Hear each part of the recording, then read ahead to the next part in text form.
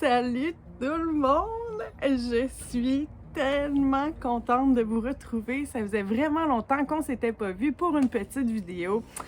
J'ai une petite excuse, bien entendu. À côté de chez moi, il y avait vraiment beaucoup de construction, donc beaucoup de bruit, de machinerie et d'outils. Mais là, c'est les vacances de la construction, donc le calme est un peu revenu et j'en profite pour vous refaire des vidéos. C'est cool, hein? Pour ceux-là qui ne me connaissent pas, je suis Stéphanie Dubé, fondatrice du Potager de la Petite Dubé, ainsi que modératrice sur le groupe Facebook Passion Jardinage. Donc, bienvenue sur la chaîne YouTube du Potager de la Petite Dubé. Nous sommes présentement à la fin du mois de juillet et c'est la mi-saison.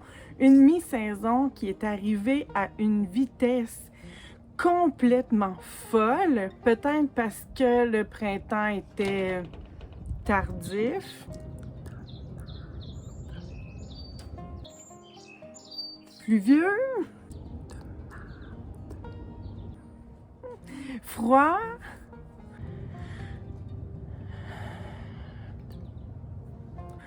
nuageux. L'été, le beau temps a été long à arriver et c'est peut-être pour ça que j'ai l'impression que la mi-saison est arrivée vraiment rapidement. Alors, j'avais le goût de te faire un tour du potager de la Petite Dubé à la fin du mois de juillet 2022. Qu'est-ce que t'en penses? Et je suis bien énervée. Je suis pas contente de te faire une vidéo. Bref, c'est parti.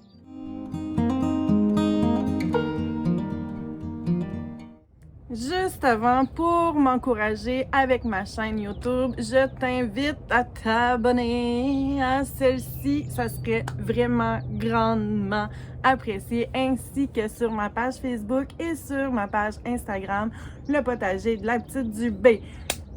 Tour du potager fin juillet 2022. Faut quand même se l'avouer, ici au Bas-Saint-Laurent, on n'a pas eu un beau début de saison 2022. Notre printemps s'est prolongé. En fait, je peux même pas dire que nous avons eu un printemps. Ça a fait bang l'hiver, bang été. Une totale absence de chaleur. Les températures étaient très basses, très peu propices à une belle croissance de tous nos plants au potager.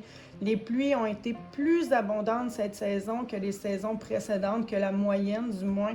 Et le peu d'ensoleillement, c'était fou. On avait tout le temps des nuages. Bref, ça nous a occasionné un certain retard au potager. Un printemps tardif qui apporte au potager minimalement un bon 2 semaines de retard comparé à une saison régulière et ça fait... Ben c'est pas grave là, mon cœur est plein de bonheur quand même. Pour une histoire de logistique et pour bien structurer mon potager, je divise en quelques sections. Première section, les planches de culture au nombre de 3. Ensuite, j'ai un carré surélevé qu'on voit pas très bien sur la photo et la serre. Aujourd'hui, ce que je vous présente, ça va être les 3 planches de culture. Je fais également une sous-division des planches de culture, la 1, la 2 et la planche numéro 3. J'ai également, on voit le carré surélevé que j'ai encore mal pris ma photo, désolée.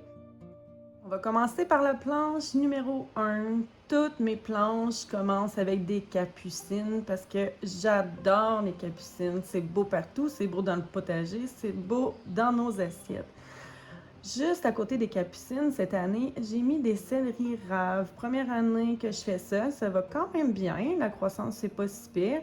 Et les céleris raves vont remplacer le thym. J'avais du thym que j'avais planté là l'année dernière et j'ai seulement qu'un plant qui a survécu. Persifrisé qui a une petite problématique pas trop majeure, mais bref, encore présente. Histoire d'être transparente et honnête avec vous, vous le savez, aujourd'hui, je vous montre non seulement mes réussites, mais également les défauts. Et là, ce qui est étrange, c'est que habituellement, le persifrisé n'est pas vivant chez moi, mais j'avais mis de la paille l'hiver dernier par-dessus une partie et il est repoussé seul ce printemps. Mon origan, mon bel et doux origan, que j'aime l'origan. Parfois, plusieurs personnes ou plusieurs jardiniers ne recommandent pas de mettre l'origan au potager parce qu'il peut être envahissant, même s'il est moins envahissant que la menthe. Toutefois, j'ai décidé de le faire parce qu'on en consomme beaucoup, parce que j'adore son odeur, parce que j'adore son goût, parce que j'adore la plante en général. Donc, j'ai décidé de le contrôler tout simplement au potager. Et même chose ici, persil plat.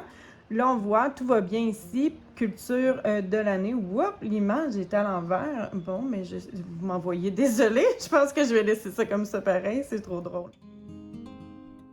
Un autre point d'erreur, un manque de temps. Voici la laitue. La laitue qui, par temps chaud, on le sait, a tendance à monter en graines. Et regardez comment je vous avoue, mes amis, que j'ai été grandement lâche. Je ne l'ai pas encore arraché.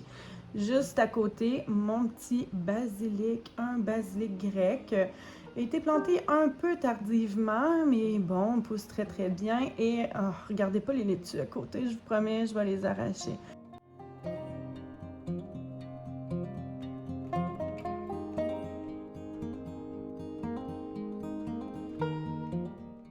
Voilà ma belle mélisse qui a été implantée cette année. Peut-être avez-vous eu une bonne déduction car la planche numéro 1 est principalement occupée par les fines herbes parce que je suis une maniaque de fines herbes. Juste à côté, on va voir une autre problématique.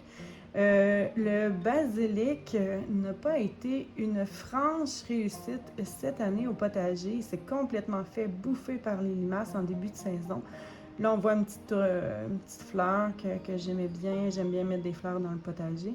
Donc, on voit que les nouvelles pousses sont super belles, mais si je tasse un petit peu, regardez le désastre. Donc, moi, personnellement, je ne consomme pas ces feuilles-là. Mais par exemple, les têtes sont vraiment super belles. On voit encore des feuilles bien maganées. Fait que preuve que même quand on a plusieurs années d'expérience, on peut faire des petites erreurs ou il y a des petits trucs qui peuvent moins marcher au potager, mais on voit que les têtes sont belles, donc je vais pouvoir les cuisiner. Plante que je ne connaissais totalement pas, la coriandre mexicaine. Est-ce que c'est un coup de cœur? Je vous dirais pour le look, oui. J'ai vraiment aimé, je trouve ça vraiment beau avec ses piquants, ses feuilles pointues et ça pique. Par exemple, pour le goût, moyen intéressant, je dois l'avouer.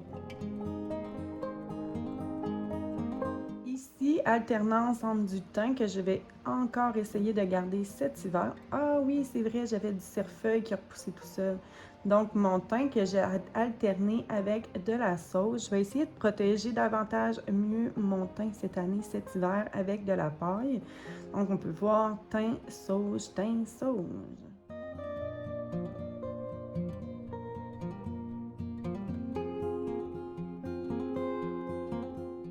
Chez moi, ma problématique, ici, on voit ma bêta-carne et c'est vraiment les limaces qui font des ravages. J'ai encore quelques feuilles qui sont jolies. Les tiges sont super belles. Je consomme les tiges, je les mets dans les salades. Très bon, très, très beau, très coloré. Ça nourrit autant les yeux que le bedon. Mais on va voir que les limaces ont quand même fait encore des ravages sur mon feuillage. Sacré limaces, mais c'est pas grave, j'écueille à la main et je réussis quand même à me sortir quelques feuilles, mais bref, je garde la bêta-carne au potager parce que je trouve ça beau et je trouve les tiges vraiment belles.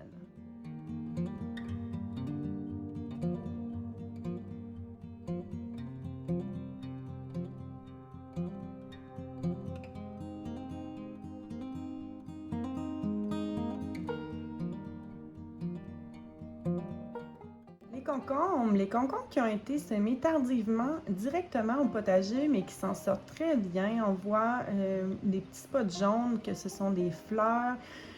Avant, je faisais grimper mon concombre sur un tipi, mais je ne le trouvais plus. Fait que tout simplement, j'ai décidé de le laisser ramper, puis les tiges vont tout simplement déborder du potager et ça ne me dérange pas du tout. Implantation d'asperges cette année. Et oui, c'est une implantation de cette année. Toutefois, j'ai acheté 2 batchs de plants différents.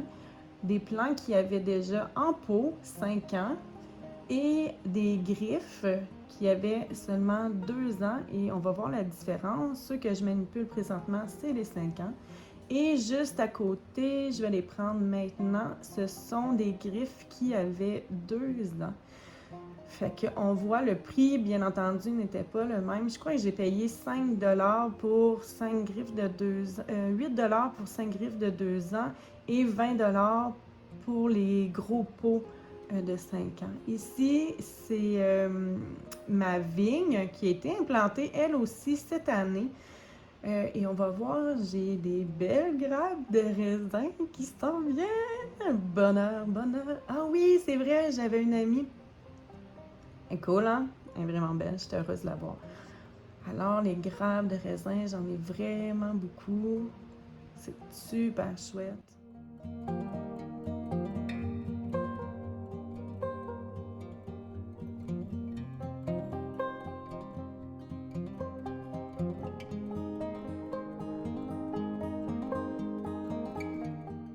Passons à la planche numéro 2, la planche qui commence, elle aussi, en fait, toutes les planches commencent par les capucines. Capucines qui ont été transplantées un petit peu tardivement, mais c'est des capucines qui ne deviennent pas très très hautes, cette variété-là. Et mon ail qui en début de saison a eu un petit peu de difficulté dû aux nombreuses précipitations de pluie. Le sol avait vraiment de la misère à se dégorger. On voit ici que les fleurs d'ail ont été coupées, bien entendu, mais oui, après la fonte des neiges et les pluies abondantes, le tout s'est restabilisé. Des haricots, des plants d'haricots nains, qui eux aussi ont subi quelques ravages, mais quand même mineurs. Je vais vous montrer un plant qui s'est vraiment fait ravager par les limaces. En fait, il reste quasiment plus rien.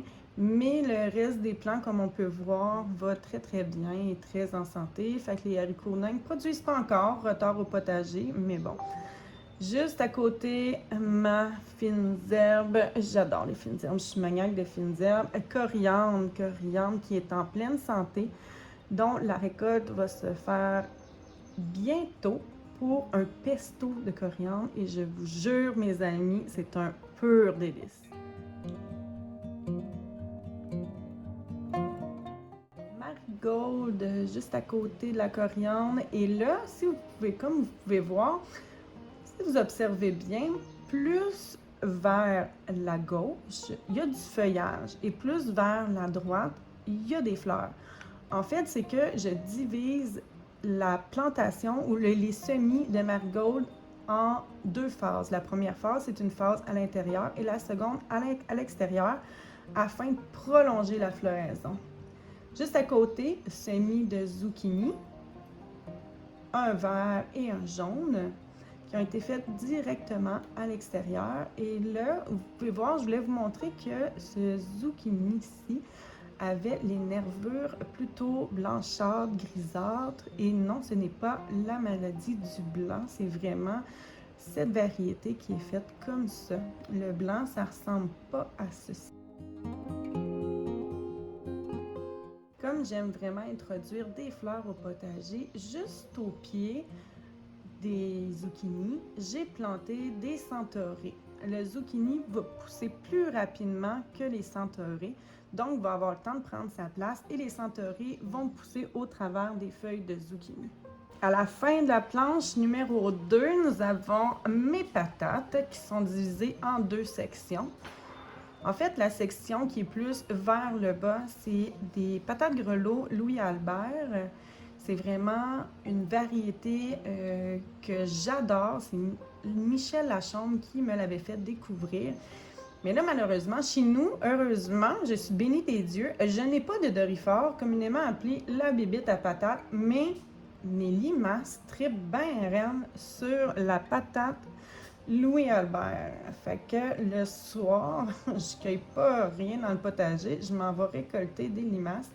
Mais bref, les plants réussissent à s'en sortir, même si les ravages sont quand même assez importants.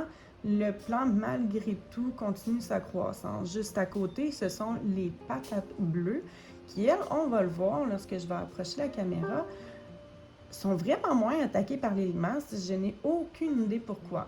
C'est un secret de l'univers. On va passer à la planche numéro 3 et vraiment, je tenais à faire une petite parenthèse pour te montrer que malgré le fait que ça fait 19 ans que j'ai fait mon premier potager, eh ben, je fais encore des grosses erreurs de débutant et je te montre quelle erreur de débutant. Pourtant, là, je savais que en tout cas, j'avais des doutes, mais je vais te le montrer. Je te montre mes plants de citrouille et il faut pas oublier qu'on est à la fin juillet, donc il reste encore quelques semaines de croissance. Fait que je te permets, cher toi, de rire un peu de ma gueule. Comme mentionné en description dans la vidéo, je voulais vraiment vous montrer que moi aussi, je fais des erreurs. Moi aussi, je prends des mauvaises décisions. Et ben, avec la citrouille, ce fut le cas. La citrouille, j'en cultive jamais. Pourquoi? Parce que mon espace cultivable est plutôt restreint et comme c'est une culture qui demande beaucoup de place au potager, je l'éliminais tout le temps. En plus, au mois d'octobre, des citrouilles, il en vient de toutes parts à prix raisonnable, fait que je voyais pas vraiment l'utilité d'en cultiver chez moi. Par contre, il m'est pogné une grosse bulle au cerveau à la fin de l'hiver, au début du printemps. J'ai décidé d'essayer des citrouilles géantes que j'ai faites un semis plutôt tardif, mais bon, je tente l'expérience. Fait que comme on peut voir, j'ai grandement sous-estimé, pas rien qu'un peu, l'espace que va nécessiter ma citrouille géante au potager. Voilà une petite citrouille, un petit bébé citrouille. Toujours dans la planche numéro 3. Ici, on a le chou kale qui va très très bien. Les limaces n'ont pas trop fait de ravage. J'ai pas de gros problèmes majeurs sur mon chou kale avec d'autres insectes. Alors, je suis vraiment contente. Toujours mélangé avec des fleurs. J'adore les fleurs au potager.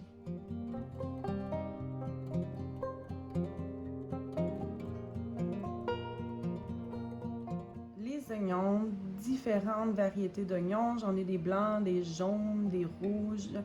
Bref, vraiment, j'adore les oignons. Des oignons que je sème par groupe de 3. Pourquoi 3? Parce que, encore, ça maximise l'espace que je peux occuper au potager. Et en plus, ça ne réduit pas la croissance des bulbes. Dans les oignons, j'ai eu une petite problématique mineure qui est assez classique. La teigne du poireau s'est attaquée à mes oignons. J'ai traité tout simplement avec du BTK et ça se règle assez facilement. On peut voir, là, il y a des petites marques, rien de bien majeur, mais il y avait une intervention clairement à faire. Autre culture que je n'ai pas d'habitude de faire et que j'ai décidé d'implanter, en fait, c'est pas mal une année de test pour savoir comment le céleri allait s'adapter dans mon potager. Finalement, ça va vraiment super bien. Je suis vraiment contente du résultat jusqu'à maintenant. J'ai mangé quelques branches. C'est sûr que les branches ne sont pas encore énormes, mais le goût est vraiment très, très, très bon. Je suis agréablement surprise par cette culture, une culture que je vais renouveler les années prochaines. Avec le céleri, simplement s'assurer de bien l'arroser. Ici, on a un fenouil que j'utilise principalement pour son feuillage comme herbe aromatique. Quoique, le bulbe est quand même, le bulbe, je pense que c'est pas le bon mot. Oh non. Écrivez-moi en commentaire, est-ce qu'on appelle ça un bulbe de fenouil? Un renflement, bref, qui est agréable à manger quand même. Ici, pour implantation nouvelle de l'année, cette année, je me suis vraiment lancée dans beaucoup de plantes vivaces. Des plants de kiwi, un kiwi Isaïe que je me casse pas la tête. Isaïe, c'est un plant de kiwi qui est auto-fertile. Donc, lui aussi demande un gros support pour pouvoir grimper assez haut, mais très beau développement, très belle implantation cette année. Une petite tournée rapide de mon carré surélevé. Ici, nous avons les haricots, tout va vraiment bien, et les melons juste à côté. Bon, les melons ont l'espace un petit peu réduit, mais ici, ça me dérange pas trop. Je les laisse pendre à l'extérieur du bac, tout simplement. À l'endroit où j'ai implanté les melons cette année, l'année dernière, c'était mes carottes. Et j'ai quelques carottes que j'avais oublié de récolter. Donc, comme on peut le voir, j'ai décidé, parce que je me répète, j'adore les fleurs au potager, j'ai décidé de laisser les carottes fleurir à cet endroit. Ici, haricots. Et là, j'essaie de vous montrer, mais bon, c'est des navets, on les voit pas très bien. J'essaie de zoomer, mais vous pouvez me croire sur parole, j'ai des petits navets qui s'en viennent juste au pied des cosmos. Cosmos qui sont d'ailleurs tombés sur les oignons. Je vais aller arranger ça tantôt. Et le tantôt, c'est maintenant. Les cosmos sont redressés. On peut mieux voir les quelques oignons que j'ai mis là. En fait, c'était simplement un surplus. Puis moi, les espaces vides, j'haïs ça. Aussitôt qu'il y a un espace vide, je plante de quoi? Là, clairement, j'ai l'éclaircissement à faire dans mes navets. On voit les haricots. Donc, comme tu as pu le voir, j'ai quand même des très belles réussites. J'ai quand même quelques problématiques, mais en général, même si la saison a été tardive à arriver, même si j'ai au moins 2 semaines de retard au potager comparé à une année qui est plus standard côté température, disons, je dois avouer que le potager de la petite Dubé me garde toujours plein de surprises et m'apporte beaucoup de fierté, de satisfaction et de bonheur. Si tu as aimé ma vidéo, je t'encourage et je te demande, s'il vous plaît, de t'abonner à ma chaîne. Et si tu le veux, puis si tu as aimé ça, tu peux partager la vidéo afin de m'aider à faire grossir ma chaîne YouTube. Et je te dis, ciao!